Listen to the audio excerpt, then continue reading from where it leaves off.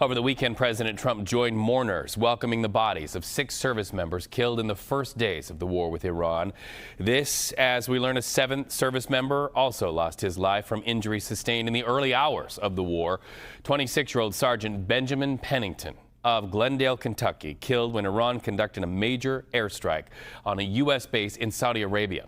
Live now to CBS News contributor General H.R. McMaster, National Security Advisor to President Trump during his first term. First of all, General, on behalf of our organization, our condolences to everybody in the U.S. Armed Forces for the news of this latest loss, Sergeant Pennington. I want to ask you, though, about whether we're really looking at the reality of boots on the ground. Can this mission that the president has be accomplished solely in the air, or will there have to be some force on the ground?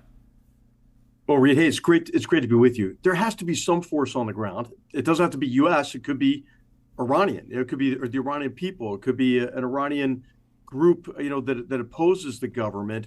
But, it's really hard to imagine the collapse of the regime and the Islamic Revolutionary Guards Corps in the Basij without some kind of massive ground presence. Maybe this could be in the form of protests or a fissure, a breakaway kind of part of the security forces, the Artesh, which is like the conventional army. Maybe elements of that could turn against the Islamic Revolutionary Guards Corps, or there could be even members of the RGC who say, hey, enough of this, right? So I think that's what we're kind of playing for.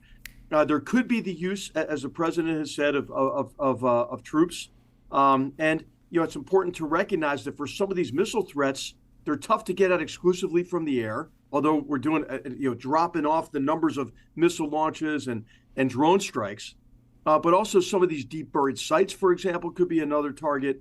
But, you really need the whole, all elements, land, sea, air, cyberspace, space, to get to a final resolution. Again, it doesn't have to be U.S., or it could be special operations forces, special forces operating alongside indigenous partners of some kind.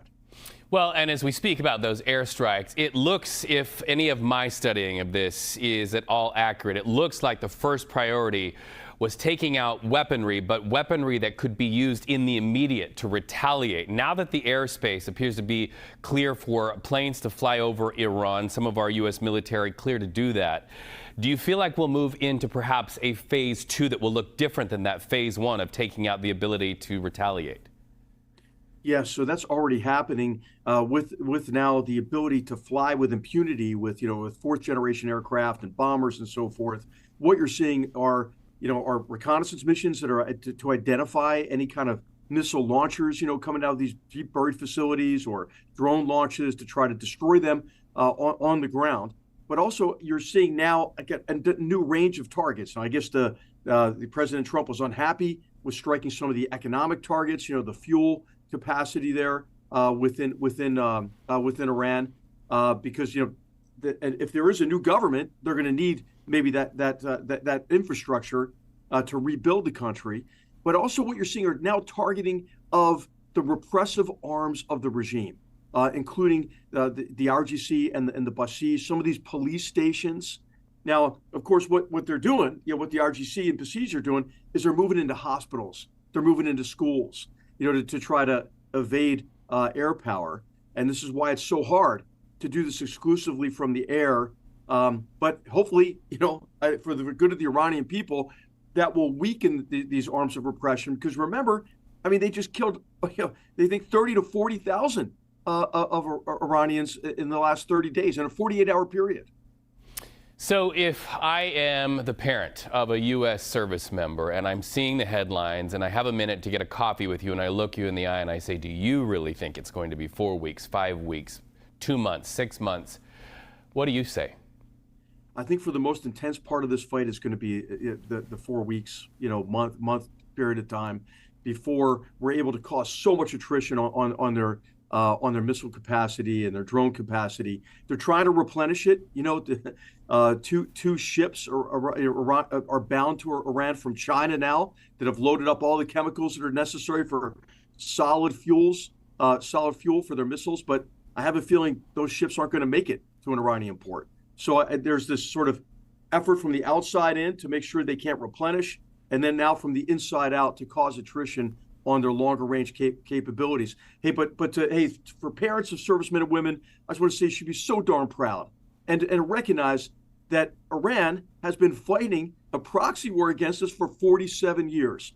And whereas we deeply feel the sacrifices of our 7 fellow soldiers who have been killed in this fight, what they are doing is they are getting rid of a regime that has killed thousands of U.S. soldiers, 600 or so, we think, in southern Iraq through their proxies and these roadside bombs. But hey, how about going back to Lebanon and the Beirut bombings in 1983, where they bombed our Marine barracks and our embassy and killed French commandos there, and then have had this sustained campaign of terrorism, across the region. I mean, I can't think of any regime that's got more blood on their hands, enabling the serial episodes of mass homicide in the Syrian civil war, the support of these militias and proxies that have caused so much loss among the Arab populations in the region, let alone the lighting of the Ring of Fire around Israel on October 7th, 2023. So, hey, I think this is a righteous mission. We ought to be very proud of our servicemen and women who are fighting really to end a war that's been going on for almost 50 years. General H.R. McMaster, an honor to talk to you today. Thank you so much for your life's service as well.